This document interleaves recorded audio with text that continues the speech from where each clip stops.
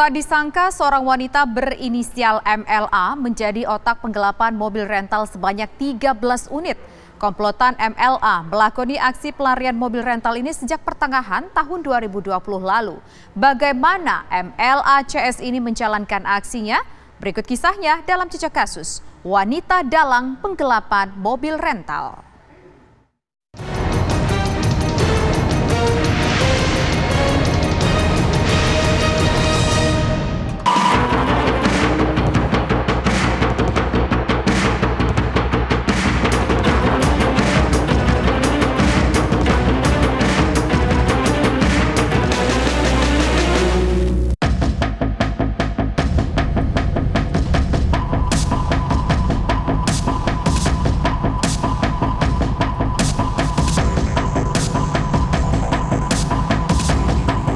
Percaya pada seorang wanita, 13 mobil dibawa kabur.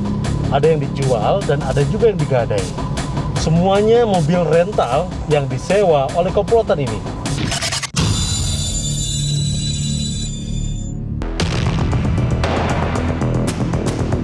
Praktik penggelapan mobil rental di wilayah Kelapa Gading, Jakarta Utara menarik perhatian publik.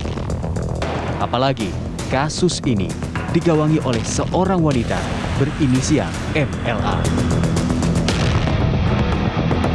Komplotan MLA ini menghilangkan jejak mobil rental yang mereka sewa.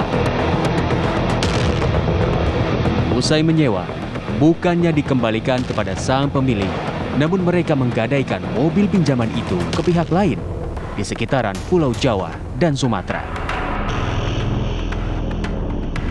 Adalah R, J, dan N, 3 orang pria yang menjadi kaki tangan MLA yang melarikan mobil rental sebanyak 13 unit. Setelah dia sudah mendapat kepercayaan, itu nggak ujuk-ujuk dia langsung begitu. Jadi sebelum-sebelumnya sudah lancar dan sudah dipercaya. Jadi nggak langsung sekali sewa langsung dia lakukan tindak pidana, enggak. Karena memang sudah dapat kepercayaan, ya kepercayaan itulah yang dimanfaatkan oleh tersangka. Sebenarnya ini dimulainya sudah sebelum dari November. Cuma karena kontraknya kan beda-beda. Ada yang 2 minggu, ada 1 bulan, ada yang tadi itu harian tapi lancar, ya kan? Ya tahu sendiri kan kita ya di tengah era begini ada rezeki ya pasti disambut lah oleh korban kan. Dan kebetulan lancar juga pembayarannya. Jadi ya semakin percaya. Nah begitu tidak lancar dan tidak bisa dihubungi, ya itulah di situ korban mulai curiga. Dan korban awalnya juga coba sendiri dulu, baru melaporkan ke Polsek Kelapa Gading.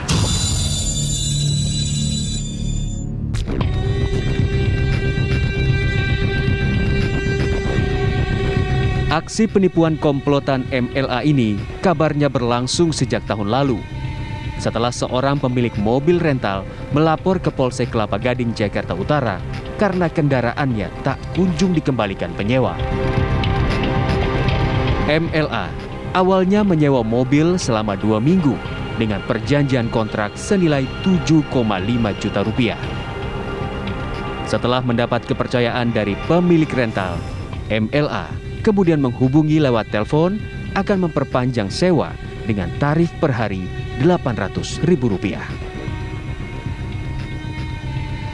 Namun duit sewa per hari yang dijanjikan tak dibayarkan. Dan setelah diselidiki oleh polisi, mobil-mobil rental tersebut sudah digadaikan tanpa surat lengkap.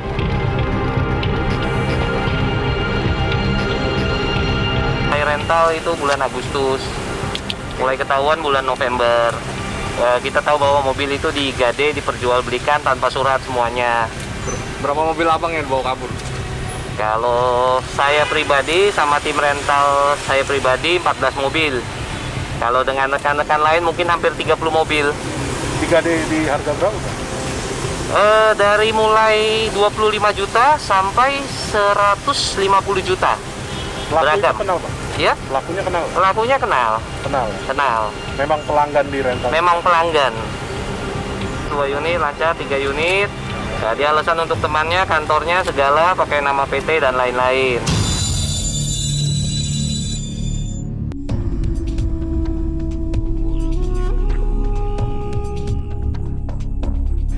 Tim Jejak Kasus pun mencoba mengkonfirmasi langsung pada salah seorang kaki tangan MLA. Adalah N. Pria 40 tahunan ini memiliki tugas mengantarkan mobil yang disewa MLA untuk digadai ke pihak lain. Bahkan peminatnya berasal dari luar wilayah Jakarta, bahkan hingga Pulau Madura. Dia manggil saya, tolong dong, iniin mobil yang bermasalah, mobil apaan? Yang ini yang mobil saya bermasalah di sini, tolong tarikin, ambilin, gitu. Awalnya di situ, saya juga tahunya dari situ.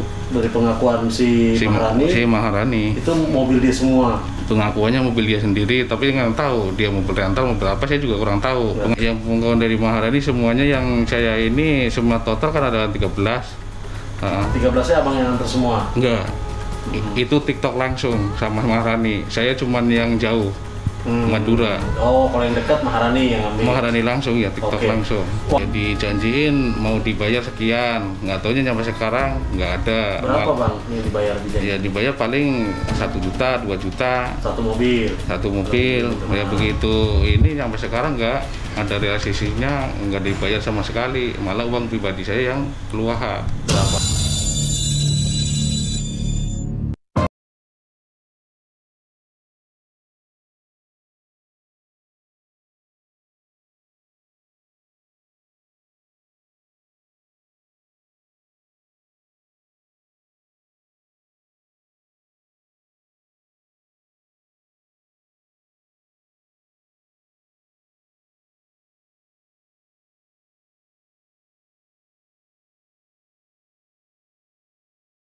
Tidak ada efek jerah untuk pelaku-pelaku kejahatan rencar. Lemahnya itu satu, saya bisa katakan manajemen buruk ya, sehingga mereka menggampangkan cara menyewakan kendaraan.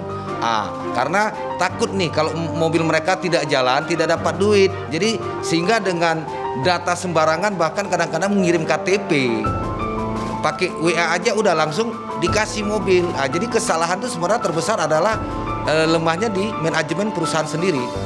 Syarat pertama harus SKCK ya, karena SKCK itu adalah surat keterangan catatan kepolisian. Kalau memang ada orang yang tidak baik, tentu dia tidak bisa mendapatkan SKCK. Dan apabila dia memberikan SKCK palsu, nah di sini juga para pengusaha sebelum terjadi korban penggelapan kendaraan, calon penyewa itu sudah bisa kita kenakan sanksi di pasal 263 pemalsuan dokumen negara.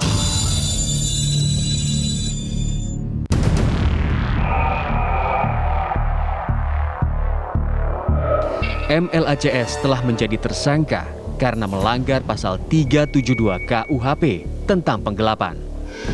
Mereka berempat terancam hukuman kurungan penjara maksimal 5 tahun.